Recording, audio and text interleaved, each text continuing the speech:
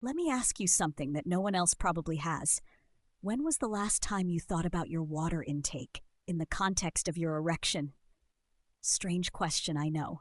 But let's pause there, because if you're over 40, 50, even 60, and you've noticed changes, not just in libido, but in firmness, speed, or staying power, I want you to hear me very clearly.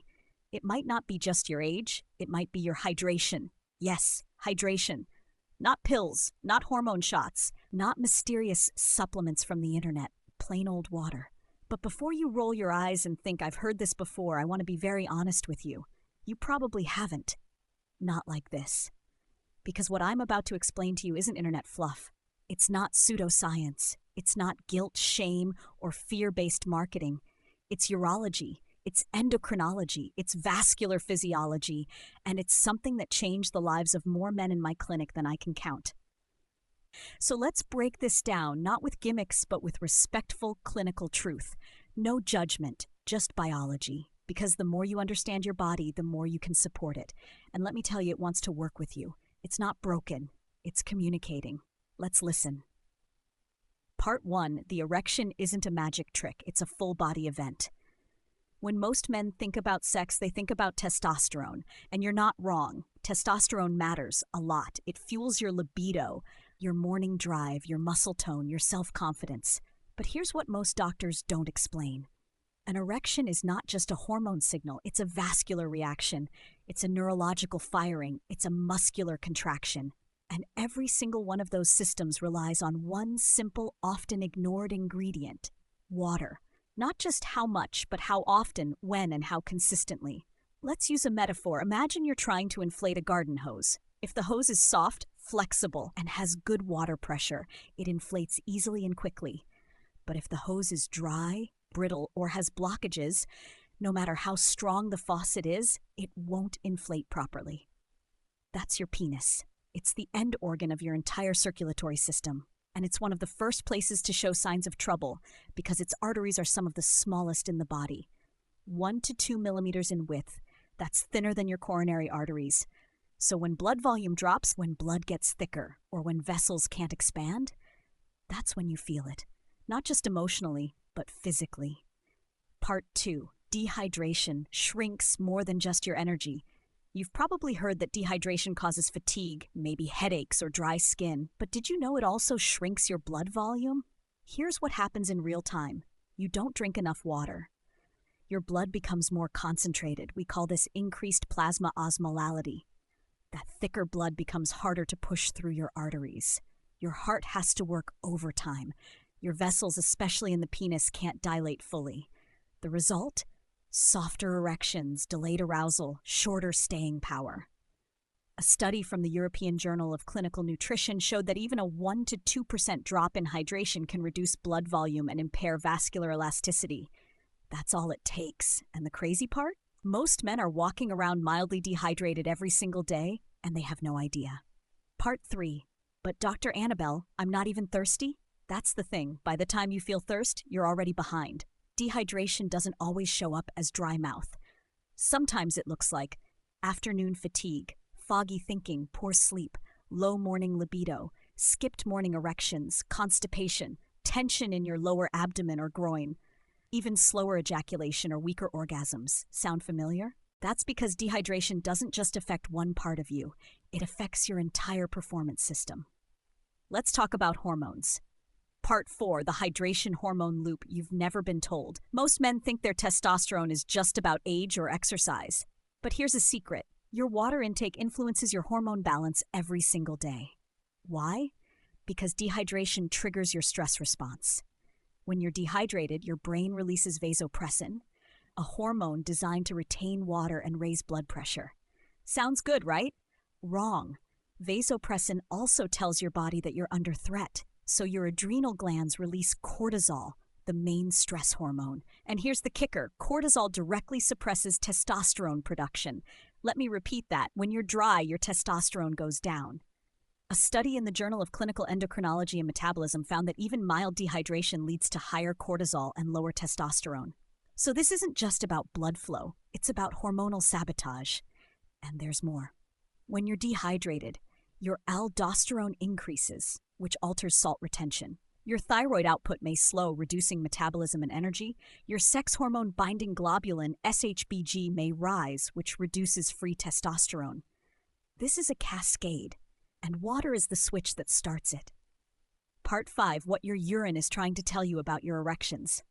Let me say something very plainly. If you're not looking at your urine, you're missing one of the simplest early warning signs of compromised sexual health. Now, I don't mean anything weird or obsessive. I mean this clinically. Your urine color, frequency, and timing offer direct insight into 3 things: your hydration status, your vascular performance, your hormonal rhythm. Let's break that down. Color, pale yellow like lemonade. This is optimal. Your body is hydrated, filtering efficiently, and your vascular system is flexible. Dark yellow to amber, like apple juice. This is underhydration. Your blood is thicker, your vessels are constricting, your erections may suffer. Crystal clear all day long. This could mean you're overhydrating and flushing out minerals your nerves and muscles need for performance. Frequency. Aim to urinate 5 to 8 times per day. Less than that and your kidneys may be conserving fluid due to stress or dehydration. Going too often? That could signal poor fluid retention, often caused by caffeine, alcohol, or electrolyte imbalance. Morning thirst. Waking up thirsty is a red flag. It means you've been dry all night. And yes, that affects morning erections. Nocturnal dehydration can reduce blood volume and blunt that spontaneous, healthy arousal that should greet you when you wake. Let's be very clear. Your erection is a barometer. It reflects how well your entire system, heart, hormones, nerves, muscles, mindset, is functioning. And your bladder is one of the first clues when something's off. Start paying attention. Not with judgment, but with curiosity. Your body is talking. Let's listen better. Part 6. When you drink water matters as much as how much. Let's say you drink 8 cups of water per day. Great. But here's the question I always ask in clinic. When are you drinking them? Because here's what most men don't realize. Hydration is not a bank account. You can't store it up in the morning and expect your body to run efficiently at night.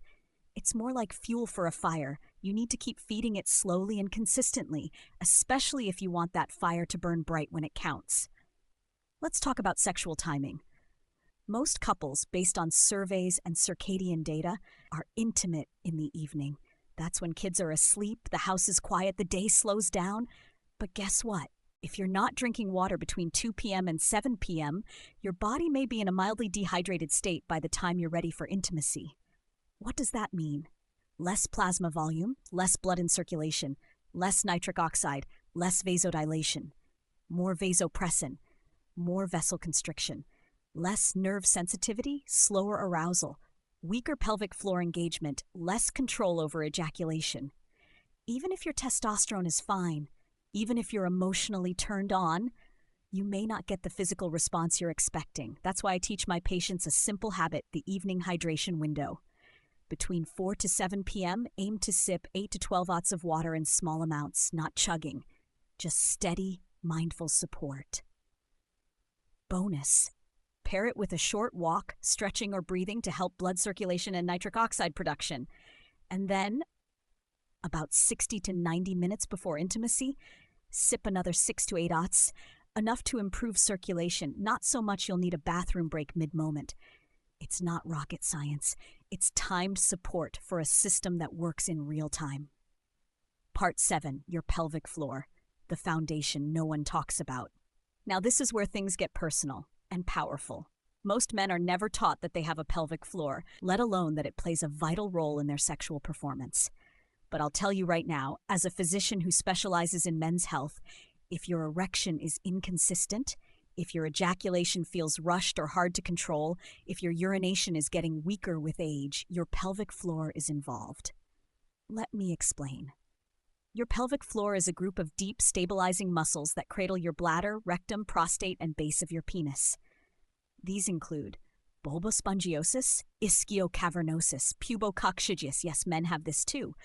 When these muscles fire correctly, they help trap blood in the penis to maintain erection, contract rhythmically during orgasm, control the timing and force of ejaculation, coordinate urination smoothly and completely. But here's the part almost nobody knows. Muscles rely on hydration to contract properly. Dehydrated muscles are stiff, weak, slower to respond, and prone to fatigue.